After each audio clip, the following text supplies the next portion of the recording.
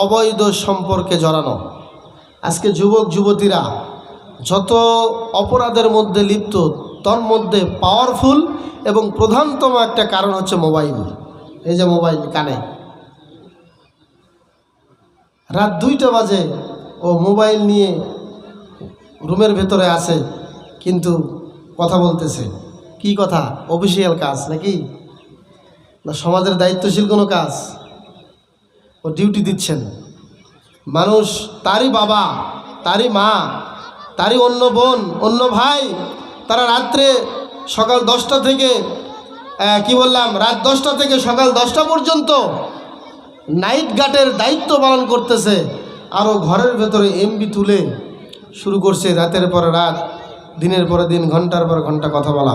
এরকম যুবক যুবতী আমাদের সমাজে, আমাদের সংসারে আছে নাকি নাই? বিশ্বনবী নবী মুহাম্মদ রাসূলুল্লাহ সাল্লাল্লাহু আলাইহি ওয়াসাল্লামের কাছ থেকে একটা ফরমান বা একটা মৌলিক কথা সবাই জেনে রাখবেন। সরাসরি যাদের সাথে কথা বলা হারাম, মোবাইলেও তাদের সাথে কথা বলা হারাম নাকি জায়েজ? আচ্ছা, একজন মহিলা রাস্তা দিয়ে যাচ্ছে, তাকে আমি চিনি না, তার সাথে কথা বলা কি আমার জায়েজ আছে? নাই। কিন্তু মোবাইলে তো ঠিকই বলতেছেন। মোবাইলে শুধু খোঁজে কোনটা সেরির নাম্বার, কোনটা মেয়ের নাম্বার, আন্দাজে একটা নাম্বার তুলে ফোন দেবে। ফোন দিয়ে দেখবে, যদি মেয়ে ধরে, যদি খালি মেয়ের কণ্ঠটা পায় তো সারছে। আর কিছু কিছু মহিলাও, কিছু কিছু যুবতীরা এরকম স্বভাবের আছে, তারা খোঁজে ছেলের টিকটকের আইডি কোনটা, এই টিকটকের আইডিটা কোনো ছেলের কিনা, কোনো ফেসবুকার কিনা, ছেলেটা ফেসবুক চালায় কিনা, অথবা একটা মোবাইল নাম্বার তুলে ফোন দেয়, দেখে কোনো ছেলের কথা তার ভালো লাগে কিনা, যদি ভালো লেগে যায় প্রেমে ডুব দিয়ে দেয়। বলেন নাউজুবিল্লাহ। মনে রাখবেন, বিশ্বনবী নবী মুহাম্মদ রাসূলুল্লাহ সাল্লাল্লাহু আলাইহি ওয়াসাল্লাম বলেছেন, সহিহ আল বুখারীর 6243 নম্বর হাদিস। বিশ্বনবী বলেন, শোনো আমার সাহাবীরা, আল আইনানে তাজনিয়ান, 2টা চক্ষুই জিনায় লিপ্ত হয়। শুনে রেখো, ফাজিনা হুমান নাজর, 2 চক্ষুর জিনা হলো কুদৃষ্টি দেওয়া। ওয়াল উজনানে জিনা হুমা আল ইস্তেমা, 2টা কান আল্লাহ দিয়েছেন, 2টা কানের জিনা হলো এই কান দিয়ে কোনো খারাপ কিছু শ্রবণ করা, অথবা একটা মেয়ের কণ্ঠ শোনা, অথবা একটা মেয়ের সাথে কথা বলা মোবাইলে কানে রেখে, এটা হলো কানের জিনা। বিশ্বনবী আরো বললেন, ওয়াল লিসানু জিনা হুমা আল কালাম, জিহ্বার জিনা হলো অবৈধ কারোর সাথে কথা বলা। ওয়াল ইয়াদু জিনাহা আল বাতশ, হাতের জিনা হলো স্পর্শ করা। আর রিজলু জিনাহাল খুতা, অর্থাৎ পায়ের জিনা হলো পা দিয়ে হেঁটে হেঁটে ওই জিনার স্থানে যাওয়া। আর ওয়াল কলবু ইয়াতামান্না ওয়া ইস্তাহি, আর অন্তরের জিনা হলো মনে মনে আফসোস করা, আহ মেয়েটাকে যদি পেতাম, অথবা যুবতী যদি বলে, আহ যদি ওই ছেলেটাকে আমি পেতাম। বলেন নাউজুবিল্লাহ। অন্তরের তামান্না, অন্তরের কামনা বাসনা, এগুলো হচ্ছে অন্তরের জিনা। বিশ্বনবী সর্বশেষ বললেন, অল ফারাজু, লজ্জাস্থান, এটাকে ইউসাদ্দিকু, এটাকে সত্যায়ন করে, সত্যে পরিণত করে, যালিকা, এটাকে ওয়ায়ুকাযযিবু, অথবা মিথ্যায় রূপান্তর করে। অর্থাৎ মনের তামান্না থেকে লজ্জাস্থানের দিকে এটা ঝুঁকে পড়ে। এই লজ্জাস্থান হয়তোবা এটাকে সত্যে পরিণত করে অথবা মিথ্যায় পরিণত করে। তার মানে শুরু থেকেই শুরু হলো অবৈধ কথা বলা থেকে। এই আস্তে আস্তে চোখের ইশারায় কথা বলতে বলতে আস্তে আস্তে করে এই মহিলাটা, এই যুবক যুবতীটা ধ্বংসের দিকে পা বাড়ায়। বলেন নাউজুবিল্লাহ। আজকালকের ছেলে মেয়েরা অধিকাংশই দিশে হারা, কি করবে না করবে একেবারে দিশে হারা। এই যে এমন যুবক, এমন যুবতী যদি আমাদের সমাজে থাকে, সকলের দায়িত্ব এগুলোকে চিহ্নিত করা। এই সমস্ত যুবক যুবতী নিজেদের চরিত্র নষ্ট করবে, পাশাপাশি তারা আমাদের সমাজটাকেও ধ্বংস করে ফেলবে। আমার মা বোনেরা, অনেক দুঃখ লাগে, অনেক কষ্ট লাগে দেখা যায় 3 সন্তানের জননী, 3 সন্তানের জনক, অনেক যুবক 3 সন্তানের বাবা হয়েছে, অনেক মা 2-3 সন্তানের মা হয়েছে, এরপরেও মোবাইলে অবৈধ কথা বলে পরকীয়ায় লিপ্ত হয়। লিপ্ত হওয়ার কারণে দেখা যায় এই সুন্দর সুশ্রী সুন্দর যুবক যুবতীর জীবনটা নষ্ট হয়ে যায় এবং তাদের সংসারের ভেতরে আগুন দাও দাও করে। পাশাপাশি পক্ষান্তরে মাঝখান দিয়ে এই সন্তানগুলোর জীবন নিয়ে টানাটানি শুরু হয়ে যায়। সংসার পর্যন্ত তালাকের জায়গায় গিয়ে পৌঁছে যায়, উভয়ের সম্পর্ক তালাক হয়ে যায়। আমার মা বোনেরা, শুরু হয়েছে কোত্থেকে আপনাদেরকে আবার একটু স্মরণ করে দেই। শুরু হয়েছে অবৈধ কথা বলা দিয়ে। এই অবৈধ কথা বলার মাধ্যমে বিশ্বনবী মুহাম্মদ রাসূলুল্লাহ সাল্লাল্লাহু আলাইহি ওয়াসাল্লামের ফর্মুলা হলো এইভাবে আস্তে আস্তে মেয়েদের এবং যুবকদের চরিত্র অবক্ষয় হচ্ছে, চরিত্র ধ্বংস হচ্ছে এবং এই কারণেই তারা তাদের চরিত্র হারিয়ে ফেলছে। বলেন নাউজুবিল্লাহ। তাহলে বুঝতে হবে এবং কি শিক্ষা নিতে হবে? এর প্রতিকার হলো অবৈধ কোনো মেয়ের সাথে, কোনো নারীর সাথে, কোনো ছেলের সাথে আমি কথা বলবো না। আমার আপন ভাইয়ের সাথে কথা বলবো, আপন বোনের সাথে কথা বলবো, আপন ছোট ভাইয়ের সাথে কথা বলবো, আত্মীয় স্বজনের সাথে কথা বলবো। কিন্তু আত্মীয় স্বজনের মধ্যেও খালাতো ভাই, মামাতো ভাই, ফুফাতো ভাই, এরকম যত ভাই আছে নিজের ভাই ব্যতীত কারোর সাথে মোবাইলে কথা বলা যাবে না। সূরা নূরটা খুললেই দেখবেন 14 জন নারীকে বিবাহ করা নিষেধ। অর্থাৎ যেই 14 জন নারীর সাথে আপনি দেখা করতে পারবেন এবং 14 জন পুরুষের কথাও আল্লাহ ওখানে বিপরীতে বলেছেন, এদের সাথে ছাড়া অন্য কারোর সাথে দেখা করা যাবে না। সম্মানিত মা বোনেরা, তাহলে 5 নম্বর কি বললাম মনে রাখবেন মা বোনেরা। 5 নম্বর আমি বলেছি যে অবৈধ ফোনে বা অবৈধ সম্পর্কে উদ্দেশ্যে সম্পর্কের জন্য কথায় লিপ্ত হওয়া। অবৈধ কোনো কথা বা যেটা সরাসরি বলেন আর মোবাইলে বলেন, কোনো কিছুতেই লিপ্ত হওয়া যাবে না। 6 নম্বর হলো একা একা কোনো নারী একা একা সফর করা। এটা চরিত্র ধ্বংসের অন্যতম একটা কারণ। দেখুন, হজ করতে যাওয়া এটা কি খারাপ কাজ? হজ, আল্লাহর হজ করতে যাওয়া, বাইতুল্লাহ তাওয়াফ করতে যাওয়া এত গুরুত্বপূর্ণ একটা ইবাদত, সেখানেও আল্লাহ অ্যাকসেপ্ট করেন নাই যে কোনো নারী একা একা হজ করতে যাবে। সুবহানাল্লাহ। একজন নারীকে মাহরাম সাথে নিয়ে, তার আপন কোনো রক্তের কোনো ব্যক্তিকে সাথে ছাড়া একজন নারী হজ পর্যন্ত করতে যেতে পারবে না। আপনি কক্সবাজার যাচ্ছেন একা একা, আপনার উদ্দেশ্য কি ভালো? আপনি বলবেন যে আমি অনেক ভালো, কিন্তু শরীয়ত আপনাকে এটা অনুমতি দেয় নাই। এমনকি বিশ্বনবী বলেছেন, কোন সফরে যদি কোনো পুরুষ বের হয়, তার জন্য উচিত নয় একা একা সফরে বের হওয়া, তার একজন সফর সঙ্গী নেওয়া। একজন পুরুষের জায়গায় থেকে বিশ্বনবী এই কথা বললেন, তাহলে একজন নারীর জায়গাতে আল্লাহর নবী আরো কড়া কথা বলেছেন। বলেন সুবহানাল্লাহ। বিশ্বনবী বলেছেন, হাদিসটি আপনারা পাইবেন সহিহ মুসলিমের 3163 নম্বর হাদিস। বিশ্বনবী বললেন, লা তুসাফিরিল মারআতু ইল্লা মা'a জি মাহরাম। একজন মহিলা কখনোই কোনো সফর করবে না তার মাহরাম ব্যক্তি ছাড়া, কোনো মাহরাম ছাড়া কোনো ব্যক্তিকে বিশ্বনবী কোনো মহিলাকেই সফর করার কোনো অনুমতি দেয় নাই। বলেন সুবহানাল্লাহ। তাহলে মনে করেন যে আপনি সফরে যাচ্ছেন, আপনি একা একা আছেন, রাস্তায় কিছু হয়ে গেলে তখন এইটা সেভ করার জন্য একজন সহযোগী থাকলে ভালো নাকি খারাপ? ভালো।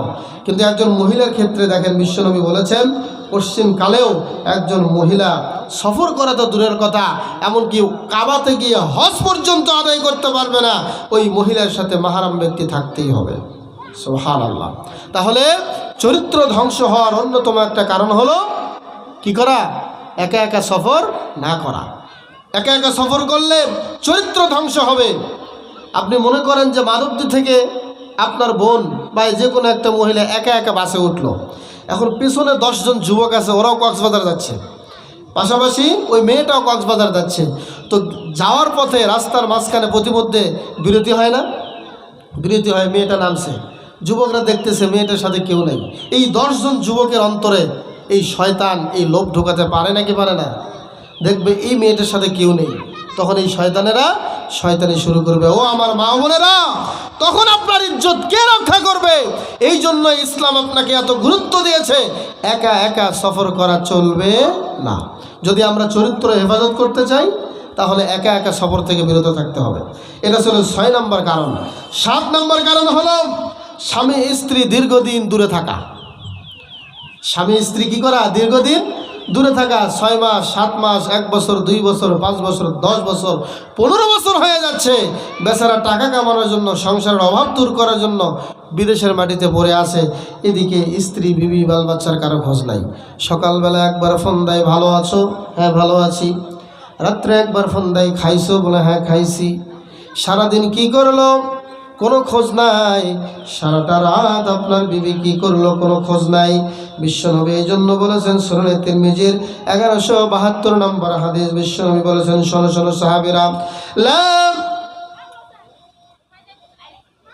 তাদখুলু আলাল মুগীবা, হে আমার সাহাবীরা, তোমরা কোন নারীর কাছে, এমন নারীর কাছে তোমরা প্রবেশ করিও না যেই নারীদের স্বামী প্রবাসে আছে অথবা অনুপস্থিত আছে।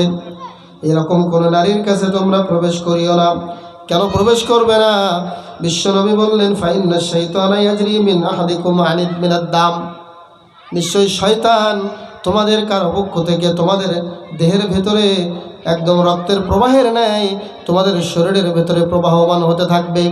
শয়তান তোমাদের অন্তরে এমন কিছু শয়তানি ঢুকিয়ে দিবে, এই ঢুকানোর কারণে অবশ্যই তোমরা হয়তোবা একটা বিপর্যয়ের মধ্যে পড়ে যেতে পারবে। বিশ্বনবী আরও বললেন, এই কথা বলার পরে সাহাবীরা বলল, ফাকালু ওয়া মিনকা ইয়া রাসূলুল্লাহ, ইয়া রাসূলুল্লাহ, আমরা তো যাব না, আমাদের শরীরের রক্তের মতো শয়তান প্রবাহিত হতে থাকে, আপনার শরীরেও কি শয়তান এভাবে প্রবাহিত হতে থাকে নাকি? বিশ্বনবীকে এই কথা বলার পরে বিশ্বনবী এই কথা বললেন যে, ওয়ামিন্নি, শয়তান আমারও শরীরে রক্তের মতো প্রবাহিত হতে থাকে, কিন্তু শুনে নাও, ওয়ালাকিন্নাল্লাহ আ'নানি ফাআসলাম, কিন্তু আল্লাহ রাব্বুল আলামিন সহযোগিতা করেছেন, সাহায্য করেছেন, শয়তান আমার কোনো ক্ষতি করতে পারবে না। সহিহ বুখারীর বর্ণনায় এসেছে, অন্য বর্ণনায় বিশ্বনবী বলেছেন, ফালা ইয়ামুরুনি ইল্লা বিখাইর, শয়তান আমাকে ভালো ছাড়া কোনো অন্যায় কাজের আদেশ দিতে পারে না। শয়তান আমাকে ভালো কাজ ছাড়া, ভালো কথা ছাড়া অন্য কোনো কথাই আমার সাথে বলতে পারে না। সম্মানিত মা ও বোনেরা, তাহলে একজন নবী বলে গেলেন, খবরদার খবরদার, তোমরা একজন অদৃশ্য স্বামী এখানে উপস্থিত নাই, এই রকম কোনো নারীর কাছে তোমরা প্রবেশ করিও না। স্বামী বিদেশে আছেন এমন কোনো নারীর সাথে আমাদের কথাবার্তা বা ওঠা বসা থেকে কি থাকতে হবে? দূরে থাকতে হবে। আজকাল লক্ষ লক্ষ যুবকরা বিবাহ করে স্ত্রীকে বাড়িতে রেখে তারা প্রবাসে আছেন। আপনারা দেখেন বিভিন্ন পেপার পত্রিকায়, বিভিন্ন অনলাইনে, অমুক প্রবাসীর স্ত্রী, অমুক প্রবাসীর পরিবার, অমুক এনজিওর চাকরিজীবীর সাথে উধাও হয় না? এরকম অনেক চাকরিজীবীর সাথে পালায় গিয়েছে। সম্মানিত মা ও বোনেরা, এই কাজটি করবেন না। আপনার স্বামী বাড়িতে নাই, আপনাকে সেফ থাকতে হবে। তবে আপনাদের উচিত হলো একজন স্বামীর কাছে আপনি দাবি রাখতে পারবেন, আপনি যেখানে বসবাস করতেছেন বাসস্থান, সেটা যেন সুন্দর করে একটা পরিবেশ করে দেয়, যেখানে একটা মানুষ আপনার অনুমতি ছাড়া প্রবেশ করতে না পারে। এটা ছিল 7 নম্বর একটি কারণ, সেটা হলো স্বামী স্ত্রী দীর্ঘদিন দূরে থাকা। এটা একটা চরিত্র ধ্বংসের অন্যতম কারণ। 8 নম্বর হলো আরেকজনের স্পর্শ কামনা করা, শরীরের সাথে শরীরের স্পর্শ কামনা করা। মনে করেন যে এই যে আমরা দুইজন বসে আছি, যদি দুইজনে একটা সিটে বসি, গাড়ির সিটে, বলেন তো আপনি আমি বসে আছি, দুইজনই পুরুষ, গাড়ির ঝাঁকিতে অথবা গাড়ির ব্রেক ধরলে এদিকে ওদিকে একটু কাটাকাটি করলে আমার পাশের যে ভাই আছে তার সাথে লাগার সম্ভাবনা আছে নাকি নাই? আছে। তো আমার পাশে যদি একটা মেয়ে থাকে, একটা নারী থাকে, সেখানে কি ঘষাঘষি বা শরীরের সাথে টাচ লাগার সম্ভাবনা আছে না? আছে। এখান থেকেও দূরে থাকতে হবে। আলহামদুলিল্লাহ বিভিন্ন বাসে লেখা থাকে যে নারীর জন্য সংরক্ষিত 10টি আসন, বলেন আলহামদুলিল্লাহ। এটা কেন থাকে? এটা এই জন্য থাকে, নারীদের সেফ রাখার জন্য, যাতে আরেকজনের স্পর্শ তার শরীরে না লাগে। এই জন্য অবশ্যই মা বোনদেরকে পাশের সিটে কে বসলো, বিভিন্ন গাড়িতে চলাফেরা করার সময় পাশের সিটে আপনার কে আছে, অত্যন্ত সেফলি আপনাকে এই বিষয়টা খেয়াল রাখতে হবে। বিশ্বনবী নবী মুহাম্মদ রাসূলুল্লাহ সাল্লাল্লাহু আলাইহি ওয়াসাল্লাম সাহাবীদেরকে বায়াত দিলেন, চুরি করবেন না, ডাকাতি করবেন না, সাহাবীরা কারোর উপরে মিথ্যা অপবাদ দেবে না, বিভিন্ন বিষয়ের উপরে বায়াত নিলেন। এবার মহিলারা বলছে, ইয়া রাসূলুল্লাহ আপনার হাতটা দেন, আমরা বায়াত করি। তখন বিশ্বনবী বললেন, শোনো, আল্লাহি লা উসাফিহুন নিসা আবাদা, আল্লাহর কসম আমি কোনোদিন কোন নারীর সাথে কোশ্চেন কালেও কোনো মুসাফা করি নাই। কিন্তু দুঃখের বিষয় হলো অনেক পীর আজকে দুনিয়াতে জন্ম নিয়েছে, অনেক পীর, যেই পীরেরা তাদের মুরিদকে শাগরিদের নাম দিয়ে, মুরিদের নাম দিয়ে ওই সমস্ত মা বোনদের সমস্ত শরীর তারা মেসেজ করে নেয়। বলেন নাউজুবিল্লাহ। এই যে বাউল ভণ্ডরা গেল, বাউল ভণ্ডদের প্রথম এবং প্রধান কাজই হলো তাদের দেহ ব্যবসা। দেহ ব্যবসা ছাড়া কোনো বাউলের কোনো বাউলগিরি থাকে না, দেহ ব্যবসা ছাড়া তাদের বাউলগিরি থাকে না। অতএব মা বোনেরা, একটা নারীর একটা পুরুষের স্পর্শ থেকে বাঁচতে হলে বাঁচা আমাদের দরকার। যদি না বাঁচতে পারি তাহলে মনে রাখবেন চরিত্র টিকবে না, অবক্ষয় থেকে আমরা বাঁচতে পারবো না যদি পরস্পরের সংস্পর্শ থেকে দূরে না থাকি। অতএব আমাদের উচিত হলো একজন আরেকজনের থেকে দূরে থাকা। অবশ্যই কোনো নারী কোনো পুরুষের সংস্পর্শে যাবে না, কোনো পুরুষও কোনো নারীর সংস্পর্শে যাবে না। এটা হলো চরিত্র ধ্বংস হওয়ার, অবক্ষয়ের 8 নম্বর কারণ। সেটা কি বললাম? পরস্পরের সংস্পর্শে লিপ্ত হওয়া।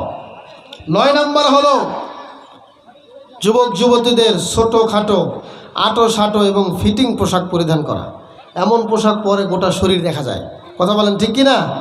এমন পোশাক পরিধান করে গোটা শরীর দেখা যায়, এমন অবস্থা হয় যে ও পোশাক পরেছে নাকি এটা উলঙ্গ অবস্থায় হাঁটতেছে, এদের তাকাইতেও লজ্জা লাগে। এটা যুবক যুবতীর চরিত্র নষ্ট হওয়ার অন্যতম একটা কারণ। সহিহ আল বুখারীতে এসেছে, বিশ্বনবী বলেছেন, সিনফান মিন আহলিন নার লাম আরাহুমা, জাহান্নামের মধ্যে 2 শ্রেণীর মানুষ যাবেন, আমি তাদেরকে দেখি নাই। কওমুম মাআহুম সিয়াতুন কাআজনাবিল বাকার, তাদের কাছে গরুদের অর্থাৎ গাভীর লেজের মতো তাদের সাথে লাঠি থাকবে, এদেরকে আমি দেখি নাই। ওয়ানিসাউন কাসিয়াতুন আরিয়াতুন মুমিলাতুন মাইলাত, এমন কিছু নারীরা জাহান্নামে যাবে যাদেরকে আমি দেখি নাই। বিশ্বনবী ওই সময় বলে গিয়েছেন, সেই নারীরা হলো নিসাউন কাসিয়াতুন আরিয়াতুন মুমিলাতুন মাইলাত। ওই নারীরা পোশাক পরিধান করে থাকবে কিন্তু পোশাক পরার পরেও তারা উলঙ্গ থাকবে। বলেন নাউজুবিল্লাহ। এমন পাতলা কাপড় পোশাক পরলেও গোটা শরীর দেখা যায়। এবং মুমিলাতুন মাইলাতুন, তারা এরকম পরিপূর্ণভাবে আকৃষ্ট হয়ে তারা মাইলাতুন, অন্য যুবকদেরকে তারা আকৃষ্ট করবে, ঝোঁকাবে তাদের দিকে। এই নিয়তে তারা এরকম ছোটোখাটো আঁটো পোশাক পরে, ফিটিং পোশাক পরে তারা বের হয়। এটা হলো যুবক যুবতীদের চরিত্র ধ্বংসের 9 নম্বর কারণ। সর্বশেষ, এটা বলার আগে আমি একটু বলি, এই যে আমাদের যুবক যুবতীদের কথা বললাম, বিভিন্ন সিনেমায় দেখে, কথার কথা শাকিব খানের একটা পোশাক দেখলো, দেখে এই শাকিব খানের পোশাকটা পরার জন্য সে বিভিন্ন মার্কেটে ঘুরতেছে। এই পোশাকটা কই পাওয়া যায়? বলেন নাউজুবিল্লাহ। এরকম একটা লুচ্চা, ওকে আমরা সরাসরি লুচ্চাই বলি, এই লুচ্চার একটা পোশাক পরার জন্য যুবকরা পাগল হয়ে যায়। এই যে দেখেন না, হাঁটুতে কি করে, 3000 টাকা দিয়ে একটা প্যান্ট কিনে নিয়ে এসে হাঁটুতে কেটে ফেলে, মাঝখান থেকে কেটে আবার নিচে একটা জোড়াতালি দেয়। জোড়াতালি দেয় কী জন্য? স্টাইল। ওই কোন নায়কে করছে, কোন ব্যাককলে, কোন পাগলে, কোন ছাগলে এই কাজটা করছে, ওই ছাগলকে সে অনুসরণ করে এই কাজটা করতেছে। এগুলো করা যাবে না, চরিত্র ধ্বংস হওয়ার এটি একটি কারণ। সর্বশেষ হলো ইলেকট্রিক বা মিডিয়ার যে ব্যবহার, এটা সহজভাবে আমাদের সামনে আসা, সহজলভ্য হয়ে যাওয়া। যেমন অনেকে আছে টিকটক চালান, অনেকে স্ন্যাপচ্যাট চালায়, এগুলো চালাইয়া তারা এত সহজভাবে, মানে জিবি দেখবেন অনেক সময় জিবি কি করে, 2 জিবি 5 জিবি দেয় মাত্র 10 টাকায়, সময় 2 ঘন্টা বা সময় 1 সপ্তাহ। এগুলো দিয়ে কি করে জানেন? যুবকদের চরিত্র নষ্ট করতে চায়, যুবক যুবতীদের চরিত্র নষ্ট করতে চায়। সম্মানিত মা ও বোনেরা, আমি একে আপনাদের সামনে 10টি কারণ বললাম। এই 10টি কারণ হলো আজকালকের যুবক যুবতীদের চরিত্র এবং আপনাদের যে শালীনতা এগুলো নষ্ট করার অন্যতম কারণ, এবং এর প্রতিকারও হলো এই চরিত্রগুলো থেকে, এই অভ্যাসগুলো থেকে আমাদেরকে দূরে থাকতে হবে। আল্লাহ পাক আমাদেরকে বোঝার এবং আমল করার তৌফিক দান করুক। হাদা মা ইনদি ওয়াল ইলমু ইনদাল্লাহ আলাইহি তাওয়াক্কালতু ওয়া ইলাইহি উনীব ওয়া মা আলাইনা ইল্লাল বালাগ। আসসালামু আলাইকুম ওয়া রাহমাতুল্লাহি ওয়া বারাকাতুহু।